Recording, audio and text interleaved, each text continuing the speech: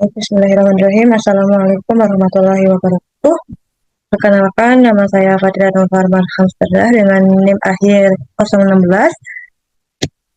Saya izin untuk mempresentasikan hasil dari PKK kemarin, yaitu dari stasiun KMB Jiwa dan Maternitas di Rumah Sakit Gutang Purbalingga terkait presentasi asuhan keperawatan yang saya dapati dari kasus yang diberikan dari si A, yaitu yang dari kasus yang saya dapat. Oke, yang pertama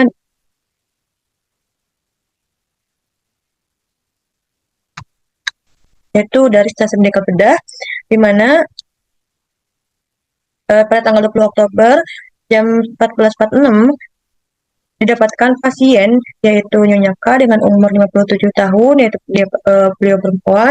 Pernikahan terakhirnya beliau mengatakan SD dan pekerjaannya itu adalah IRT atau ibu rumah tangga, dan kemudian alamatnya itu di Mimpiran, Kecamatan Pamadara, dan untuk diagnosa medisnya itu adalah post-op URS atau ureteroskopik lithotripsy, di mana itu adanya ke batu ginjal.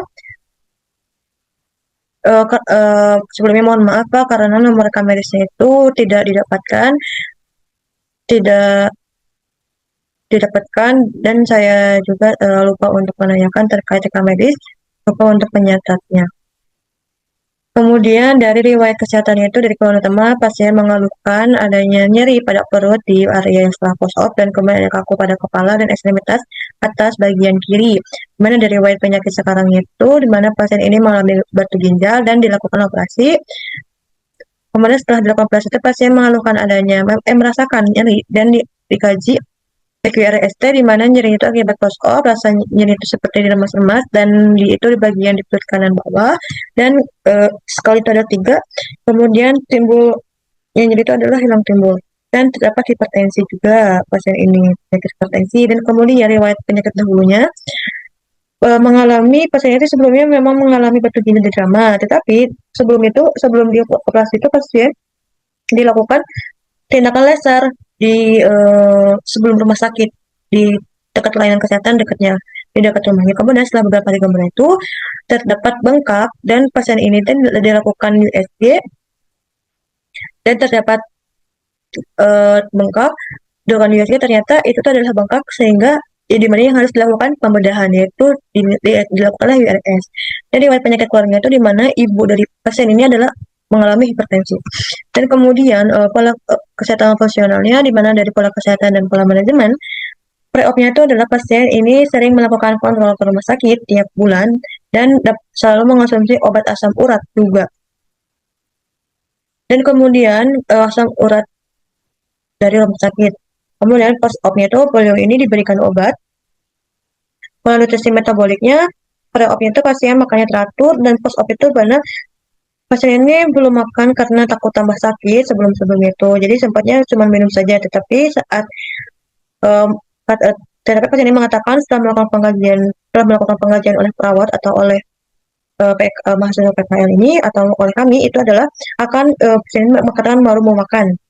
Dan kemudian pola eliminasi itu adalah dari PAB itu 2 kali sehari, di mana pagi dan sore. Post-opnya itu adalah pasien terlihat dipasang kateter atau kayak sebagai dari sebagai URS, di mana URS ini adalah dilakukan pemasangan URS, dan kemudian terdapatlah urin warna kuning dan tidak pekat. Kemudian terisi tabung urin itu sebanyak 90 cc. Dan pola aktivitas latihannya, pre-opnya itu dapat melakukan aktivitas dan pekerjaan dengan baik sebelum itu. Dan waktu post-opnya, pasien ini tidak bisa atau belum bisa melakukan aktivitas karena pasien ini lihat bed rest. Dan kemudian dari pola kognitif dan persepsinya itu, dari pre dan post-opnya itu tidak ada masalah pendengaran, tetapi pasien ini mengatakan atau mengeluhkan penglihatannya itu terlihat kabur dan dapat dicerna dengan baik. Kemudian dari pola konsep diri dan persepsi diri dari pre dan post-opnya itu adalah pasien ini menghargai kondisi kesehatannya dan memiliki tingkat percaya diri untuk bisa melakukan operasi dan untuk sembuh. Kemudian dari pola kesehatan fungsionalnya, yaitu pola peran hubungannya itu adalah dari pre-op, post-opnya itu mempunyai hubungan baik. Pre-opnya itu mempunyai hubungan dengan baik dengan keluarga maupun tetangga, dan waktu post-opnya pasien ini mempunyai hubungan baik, tetap baik dengan keluarga, di mana pasien ini ketika waktu sakit dan saat saya melakukan pengkajian, terdapat keluarga yang menemaninya juga. Kemudian pola seksualitas itu sudah menopause sejak 3 tahun yang lalu, dan dari pola toleransi coping stress itu waktu pre-op pasien mengatakan cemas, di mana karena mau dilakukan operasi ini pada umumnya manusia sepertinya, kemudian tetapi pasien ini dapat melakukan toleransi coping dengan baik, dan dari post-opnya itu di mana pasien ini mendapatkan support sistem dari keluarga itu terpenuhi, dan dari pola nilai keyakinan di pre-op ini pasien dapat melakukan ibadah dengan baik, dan pasien ini mengatakan beragama Islam. Dan kemudian dari post-opnya itu adalah ibadah pasiennya itu terganggu karena pasiennya harus melakukan bed rest. Ibadahnya itu hanya dilakukan secara bed rest-nya. Kemudian di preventifnya itu didapatkan kesadarannya itu kompos mentis, sehingga pasien ini dapat untuk menjawab pertanyaan pengkajian dengan baik, dan vitalnya itu adalah pada 155, 158, respiration rate-nya itu adalah 59, dan suhunya itu 36 kali 5, dan saturasi oksigen itu adalah 96%.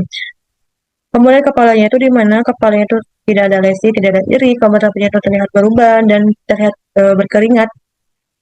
Kemudian matanya itu tidak terdapat nyeri, pasien juga mengatakan penglihatannya kabur, telinganya simetris kanan kiri, terkadang ada nyeri, fungsi pendengaran juga baik. Kemudian hidungnya itu lubang hidung simetris, tidak ada sekret dan tidak ada nyeri.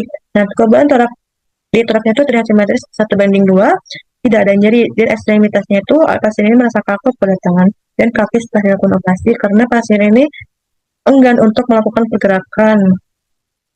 Kemudian genitalia itu adalah setelah dilakukan IRS, pasien terlihat dipasang selang kateter atau seperti kateter, tapi itu adalah selang IRS. Selang kateter. Kemudian dari pemeriksaan penunjangnya itu adalah didapatkan ada pemeriksaan darah sama pemeriksaan USG. Sebelumnya itu mohon maaf Pak, karena saya ini tidak dapat bukti atau gambar dari hasil USG-nya, karena dari komputer senior perawatnya itu adalah selalu dipakai dan tidak sempat untuk melakukan pengecekan terhadap hasil USG-nya. Jadi kata Bu Eninya juga, katanya dari pembimbing waktu PKK, katanya tidak apa-apa jika memang kesulitan untuk mendapatkannya, sebab ada keterbatasan. Kemudian dari terapinya itu adalah adanya cairan, itu infusannya itu ada etanil, dan dari injeksinya itu, dari obatnya itu mendapatkan obat ketorolac sama ranitidine selama 2 kali per hari.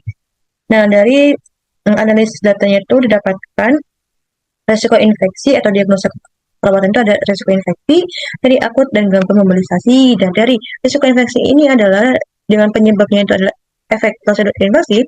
Data yang didapatkan itu dari objektifnya pasien ini telah dilakukan post-op URS atau dipasang selang URS, dan kemudian nyeri akut di mana ada penyebabnya agen penyebab fisik, dan data yang didapatkan subjektif itu pasien merasakan nyeri di bagian lokasi post-op, dan dari objektifnya itu pasien bersikap protektif, dan tekanan darah itu mengalami peningkatan yaitu karena hipertensinya juga. Kemudian ada gangguan mobilitas fisik, di mana gangguan mobilitas fisik yaitu etiologi itu karena gangguan neurologis, dan pasien ini mengatakan pasien ini sulit untuk menggerakkan ekstremitas, kaku, dan pasien ini mengatakan enggan untuk melakukan pergerakan.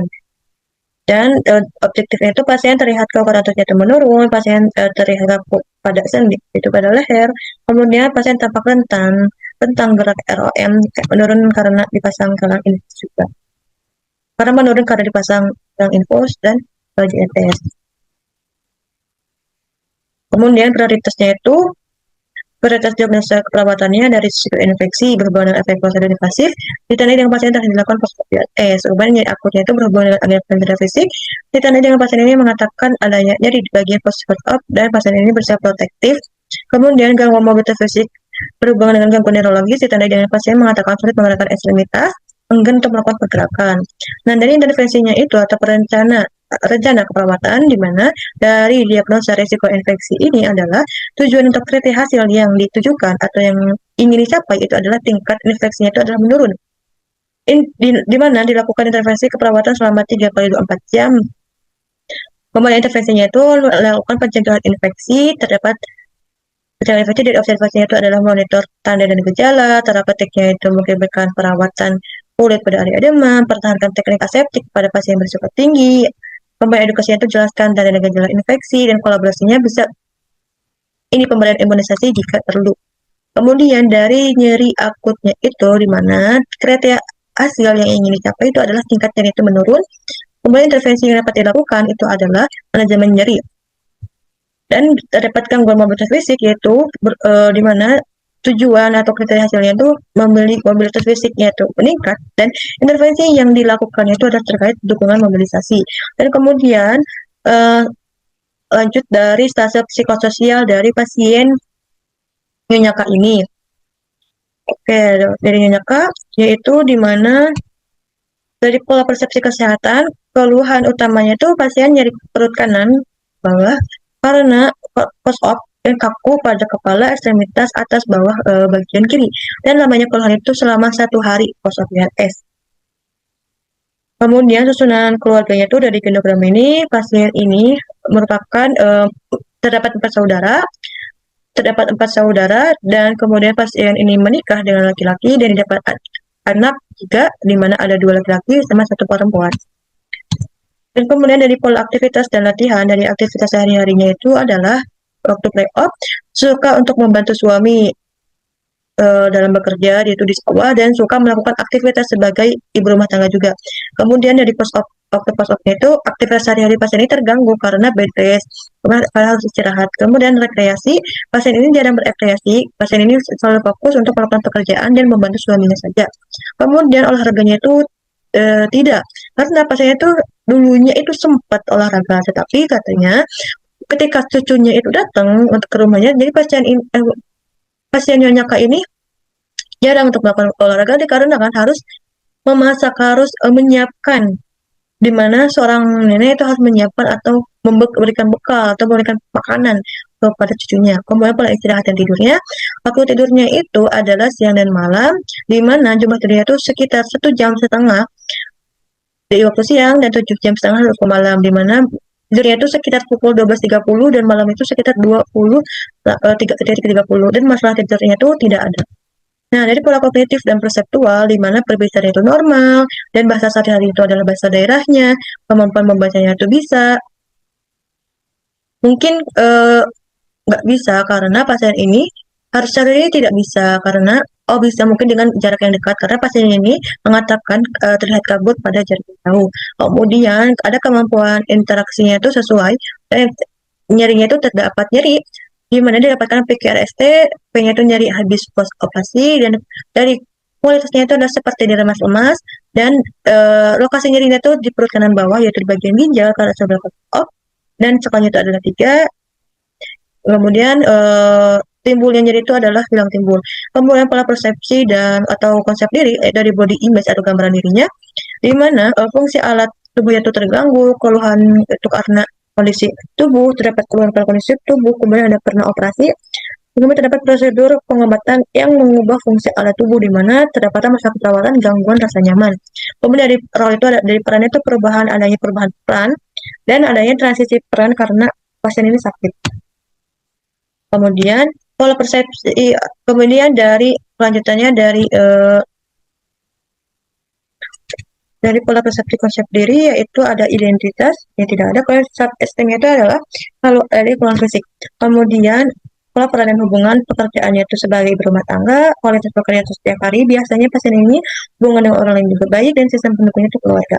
Nah, dari pola coping atau toleransi stres itu di mana dari berbagai ininya itu dapat mencari alternatif solusi dan mencari sumber bantuan. Dari acceptance itu menerima perubahan baru dan melanjutkan aktivitas hidup. Nah, dari kemampuan adaptasinya itu, ini pasien terlihat dapat beradaptasi terhadap kondisi penyakitnya. Dan kemudian dari pola nilai atau kepercayaan itu di mana pasien ini agama Islam dan biasanya pelaksanaan ibadah itu rutin, pantangan tidak ada, kemudian tidak ada permintaan terhadap kunjungan rohaniawan. Nah, untuk diagnosa analisa datanya itu didapatkan gangguan rasa nyaman, yaitu dengan penyebab colongnya itu adalah gejala penyakit karena gejala penyakit. Kemudian data yang didapatkan itu dari subjektif yang mengatakan tidak nyaman karena terdapat nyeri pada lokasi post-op. Kemudian objektifnya itu pasien terlihat dipasang selang URS sehingga pola LMS itu berubah.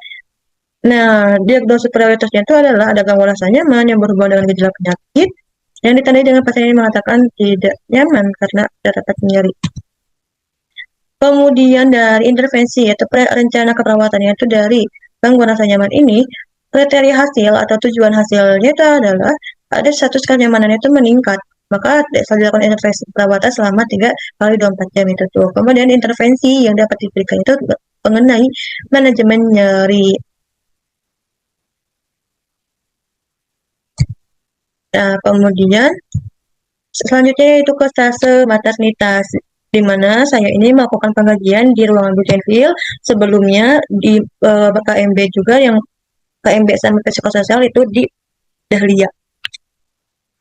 Di mana di maternitas ini didapatkan identitas pada tanggal 24 Oktober, didapatkan identitasnya itu adalah Nyonya S, usia 41 tahun, status perkawinan atau menikah, agama Islam, suku itu Jawa, kemudian pekerjaan itu buruh kerja, pendidikan terakhirnya adalah SMP, nama penanggung jawabnya atau suaminya, yaitu Tuan A, pendidikan terakhirnya itu adalah SMP juga, dan alamatnya itu di Jalan Mangkunegara, Kecamatan Marebek, Purbalingga. Nomor rekaman medisnya itu adalah 8976112 dan diagnosa medisnya itu adalah ada itu indikasi preeklamsia berat pada postpartum persalinan. Nah, keluhan utama itu di mana pasien ini mengatakan bahwasannya masih merasa mules atau nyeri sedikit pada perut depan bagian bawah. Kita dilakukan pengkajian bagi RST, itu adalah nyeri akibat melahirkan. Kemudian mules seperti kontraksi dan perut lokasinya itu di bagian bawah dan skalanya itu pasien mengatakan 5. Itu nyeri sedang dan kemudian hilang timbul. Nah, dari riwayat kesehatan sekarangnya itu eh, saat masuk ke rumah sakit pasien ini mengeluh nyeri mules pada abdomen, kemudian atau pada perut, dan terdapatlah ketuban pecah dini dan preeklamsi karena tekanan darahnya itu tinggi. Nah, setelah melahirkan itu di mana kalau ini pasien ini tidak keluar, tapi saat dilakukan pengkajian itu pasien mengatakan asinya itu sudah mulai sedikit keluar, tetapi hanya pada payudara kiri saja. Kemudian postpartum itu pervagina. Kemudian riwayat kesehatannya itu adanya ketuban pecah dini dan preeklamsia. Kemudian riwayat kehamilan dan persalinannya itu adalah di mana pasien ini memiliki 2 anak, yang kedua ini adalah bayi yang saat waktu pengajian dilakukan, bayi baru lahir itu adalah yang kedua, kemudian yang pertama itu ada umurnya 16 tahun, itu tipe penyakit vagina juga, penolong itu tetapi bukan rumah sakit, ini di Medan Desa kalau yang ada pertama, kemudian laki-laki dan keadaan bayinya itu waktu lahirnya itu adalah sehat, masalah kehamilan itu terdapat perdarahan, kemudian pengalaman menyusunya itu terdapat dan itu adalah eksklusif terapi pada anak pertama. Kemudian dari riwayat kehamilan dan persalinan saat ini, yang sebelumnya persalinan yang lalu, sekarang yang saat ini, di mana riwayat kehamilan saat ini itu mengikuti kelas prenatal juga tidak. Kemudian jumlah kunjungan ANC pada kehamilan itu sebulan sekali ke puskesmas dan saat trimester kedua pasien ini tuh dirujuklah ke rumah sakit di Kekuteng Purbalingga ini dan baru kunjungan 2 kali. Kemudian riwayat kehamilan dan persalinan saat ini, dari riwayat kehamilan saat ini, itu pendidikan kesehatan yang sudah didapat itu adalah di eksklusif karena perawatan bayi. Kemudian ada HPH-nya itu 1 Februari atau taksiran partusnya itu 1 Februari, tapi ternyata lahirnya itu 1 Februari, taksiran partusnya 8 November 2025. Kemudian masalah kehamilan itu adalah terdapat mual, muntah, edem, preeklamsi. Kemudian riwayat persalinan pervaginamnya itu dari kala pertama, lama kala pertama itu selama 1 jam 10 menit, dan masalah keperawatan yang didapatkan adalah nyeri akut berhubungan dengan kontraksi uterus serta risiko infeksi. Tindakan keperawatan bisa teknis relaksasi nafas dalam dan sebagainya. Kemudian ada kala 2, yaitu lama kala 2 itu selama 5 menit, dan masalah keperawatan itu terdapat risiko cedera pada ibu dan bayi berhubungan dengan proses pengeluaran janin. Kemudian kala 3 itu lama kalanya itu selama 5 menit, cara lahir plasentanya itu adalah spontan, dan kemudian masalah keperawatan itu ada risiko perdarahan postpartum berhubungan dengan pengeluaran plasenta. Kemudian ada kala 4, di mana kala 4 itu adalah 2 jam, dan perdarahan itu tidak ada. Kemudian masalah keperawatan itu adalah perfusi periferi tidak efektif, di mana untuk tindakan keperawatan melakukan memantau TTV pasien. Nah, riwayat kehamilan saat ini itu ada riwayat persalinan cesarean itu tidak ada. Riwayat ginekologinya, masalah ginekolognya itu tidak ada. Kan ada riwayat KB di mana anak pertama ini terdapat KB pil dan anak kedua ini merupakan anak KB IUD. Melakukan KB IUD. Nah, kemudian selanjutnya itu terkait data umum kesehatan saat ini, yaitu di mana ada terkait ibunya sendiri, yaitu dari status statiknya itu adalah P2AONH2, yaitu dan kesadarannya itu adalah komposmentis, di mana ada kesadaran dengan penuh, dan pasien ini dapat dilakukan pengkajian dengan baik, dapat menjawab pertanyaan dengan baik, dan dari BBTB-nya itu ada 50 pada 100, BB-nya itu adalah 50, dan tinggi badan itu adalah 150, dan kemudian dari hasil TTV-nya itu adalah di mana tekanan darah itu adalah 168 per 97, dan darinya 66, dan respirasi rate-nya itu ada 20. Dan ini terkait seharusnya ini bukan suhu, mohon maaf ya Bapak, karena ada kesalahan tipe dalam mengetik. Harusnya ini adalah saturasi oksigen, di mana saturasi oksigen itu adalah 98. Kemudian di pemeriksaan fisiknya itu adalah adanya kepala dan leher. Kepala itu adalah normal fekal, kemudian matanya itu konduktif anemis, hidungnya itu baik-baik saja, kemudian mulutnya itu ada bibir lembab, kemudian telinganya itu tidak ada pengeluaran, pendengaran juga baik, lehernya tidak ada luka. Dari dada dan aksila, dari jantungnya itu adalah waktu diinspeksi tidak ada apa-apa, kemudian tidak ada luka kemerahan, kemudian perkusi sonor dan ospatnya S1 dan S2 juga reguler. Kemudian paru-paru itu perkusinya sonor, kemudian akumulasi vaskuler dari payudara, putingnya itu menonjol, aerolnya itu bersih, dan asinya itu keluar sedikit di bagian kiri, kemudian aksilanya ada pembesaran kelenjar. Dari abdomen ada linea nigra, ada steria gravidarum, kemudian ada auskultasinya itu ada bisa masuk 18 kali per menit, dan dari uterus, tinggi fundus uterusnya itu ada 2 jari bahu pusat, itu involusi uterusnya itu minus, kemudian ada kontraksi yaitu adalah keras atau baik, kemudian posisinya itu sentral, kandung kemihnya itu tidak ada disten, dan diastasis rectus abdominisnya ada panjang kali lebar 2,5 cm. Dan kemudian dari ekstremitasnya itu adalah prosedur invasifnya itu adalah pencairan infus, dan ekstremitas atasnya itu tidak ada permasalahan. Kemudian di tangan kirinya terpasang infusnya. Kemudian dari ekstremitas bawahnya pada sisi tidak ada, edemnya ada, tanda humannya negatif. Kemudian kepadan ototnya itu adalah di mana ekstremitas kanan kirinya itu adalah 5/5, kemudian simetris, tidak ada kelemahan. Kemudian terdapat reda dari tes itu 0, edemnya 0, ektimasinya 0, discharge 0, dan ada aproximatnya itu 1, di mana kebersihan itu baik. Kemudian jahitan dari vagina juga ada jahitan pas kemahirannya baik. Dan dari lokeanya itu jenisnya itu ada luka, jumlahnya itu 13 cm, sedangkan ganti pemberiannya itu adalah 4 kali 4 kali per hari, dan konsistensinya itu cair, baunya khas. Kemudian dari nutrisi dan cairan, dari pengkajian pola fungsional yaitu dari nutrisi dan cairan, asupan nutrisinya itu adalah tidak ada penurunan nafsu makan, asupan cairan juga lebih suka minum air putih. Sebelumnya itu tidak suka minum sedikit minum air putih, tetapi waktu saat pengkajian itu pasien mengatakan sudah lebih banyak untuk meminum air putih. Dan dari istirahat dan kenyamanan itu adalah pola tidurnya itu kebiasaan tidur itu selamanya itu 8 jam, dan frekuensinya itu adalah 23.20.30 sampai 4.30. Dan kemudian dari mobilisasi dan latihan, tingkat mobilisasinya itu adalah aktif, keadaan mentalnya itu adalah baik. Dari penerimaan HPI juga pasien merasa senang karena kehamilan yang pada bayi saat ini tuh saat dilahirkan itu merupakan kehamilan yang tidak direncanakan. Dan kemudian kemampuan menyusunya itu adalah baik, tapi adanya susah keluar, asinya itu susah keluar, dan pada payudara kiri doang yang dapat keluar sedikitnya. Kalau payudara kanan itu jarang digunakan untuk menyusui. Kemudian pengetahuan tentang menyusui itu pasien mengetahui terkait bahwasannya ASI yang tidak keluar selama 3 hari pasca melahirkan itu merupakan hal yang normal, dan pasien juga mengetahui teknik menyusui. Kemudian perawat bayi baru lahirnya itu pasien sudah bisa merawat bayi dengan baik karena ini adanya pengalaman pada anak pertama. Eliminasinya itu adalah urin kembasnya itu adalah BAK-nya itu 5 kali per hari, BK saat ini itu cuma 1 kali dan tidak ada nyeri. BAB biasanya itu 1 kali per hari, dan BAB saat ini tuh lancar, tidak ada konstipasi. Di mana kaitan itu Islam, dan ada data tambahan terkait obatan yaitu ada amoxicillin, tablet, dan asam mefenamat, dan ada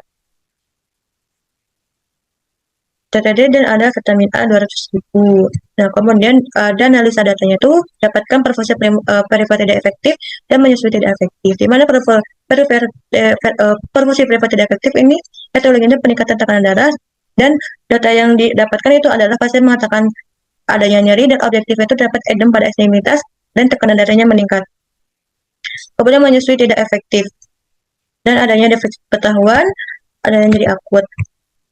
Nah, ini prioritas diagnosanya, perfusi perifer tidak efektif, menyusui tidak efektif, nyeri akut, dan defisit pengetahuan, di mana kurangnya terpapar informasi defisit pengetahuan itu. Nah, intervensinya itu tujuannya itu dari profesi perifer tidak efektif itu profesi perifer yang meningkat, dan intervensinya itu perawatan sirkulasi.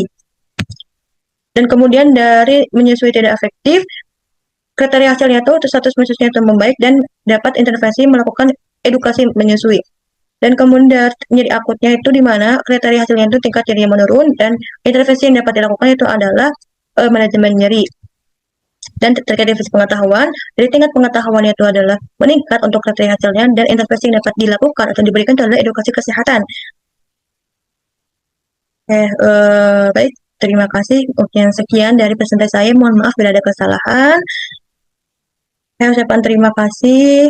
Wassalamualaikum warahmatullahi wabarakatuh.